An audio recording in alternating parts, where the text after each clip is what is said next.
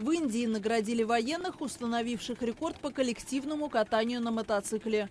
В это воскресенье 58 человек, одетые в цвета индийского флага, смогли уместиться на одном байке. Участники по ходу движения машины запрыгивали на специально сконструированную платформу. Держась друг за друга, они проехали 1200 метров.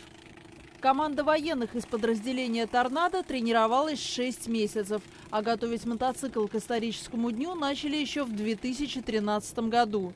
Ведь нужно было создать максимально устойчивую и выносливую машину. Тем не менее, установить рекорд удалось лишь с третьей попытки. Коллективные заезды стали доброй традицией для солдат. В 2010 году им удалось разместить на байке 54 человека, в 2013 – 56. Всего за время существования подразделения военные смогли задокументировать порядка 20 подобных рекордов.